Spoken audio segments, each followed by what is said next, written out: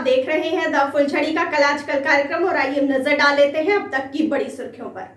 Aryan Khan cruise drug मामले में NCB ने दायर की अर्जी, चार्जशीट दाखिल करने के लिए 90 दिन की मांग। राहुल गांधी ने राजस्थान दिवस पर दी शुभकामनाएं। पंजाब की हार से नाराज होकर अरविंद केजरीवाल को मारना चाहती है बीजेपी, सीएम आवास पर हमले के बाद मनीष सिसोदिया का आरोप। आईपीएल 2022 सनराइजर्स हैदराबाद की करारी हार, राजस्थान रॉयल्स ने 61 रनों से हराया। सब्जी बेचते हुए भी लक्ष्य पर थी नजर, रसोइये के तीरंदाज बेटे नीरज ने एशियन गेम्स में बनाई जगह।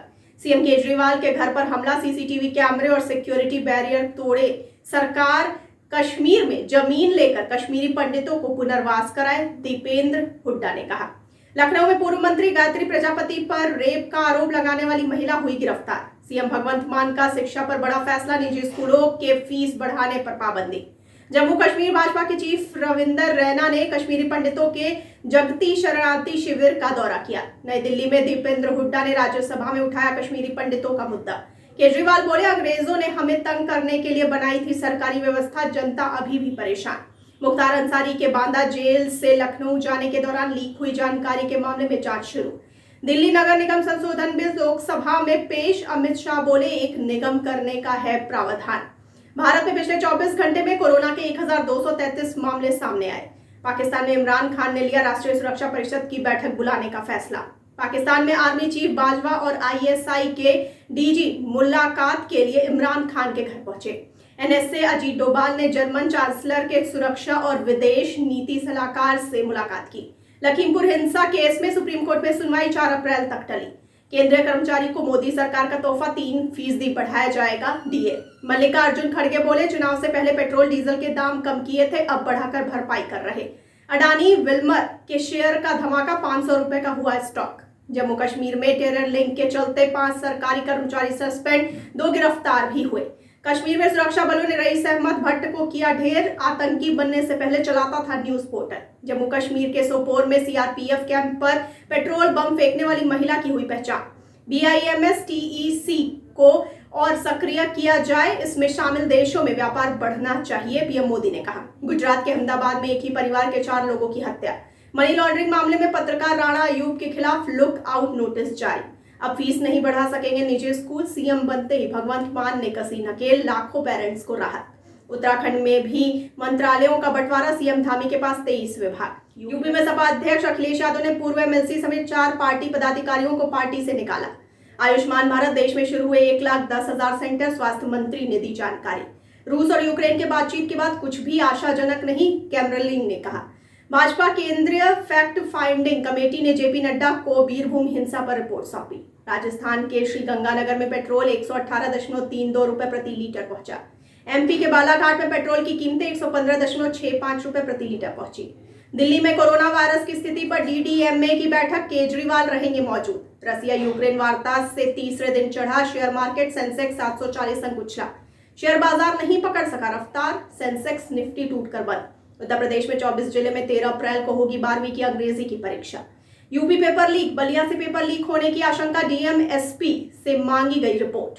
यूपी बोर्ड का 12वीं का अंग्रेजी का पेपर हुआ लीक, 24 जिलों में परीक्षा रद्द। जम्मू कश्मीर में 370 हटने के बाद से 34 लोगों ने कश्मीर में खरीदी संपत्ति, लोकसभा में गृह मंत्रालय ने दी जानकारी। गोरखपुर के सांसद और अभिनेता रवि किशन के बड़े भाई रमेश किशन का निधन। नए टेक फीचर्स और विजुअल एडिशन के साथ अपडेट हुई रेनॉल्ट काइगर। धुआं नहीं पानी छोड़ती है नितिन गडकरी की ये कार, टोयोटा मिराई से पहली बार पहुंचे संसद। पेट्रोल और सीएनजी नहीं बल्कि हाइड्रोजन से चलने वाली कार से पहली बार संसद पहुंचे नितिन गडकरी। पिछले 5 साल में 16 बार की गई बांग्लादेश से ड्रग स्मगलिंग की कोशिश, केंद्र ने राज्यसभा में दी जानकारी। बिहार विधानसभा में हंगामा, ओवैसी की पार्टी के विधायक को किया गया बाहर।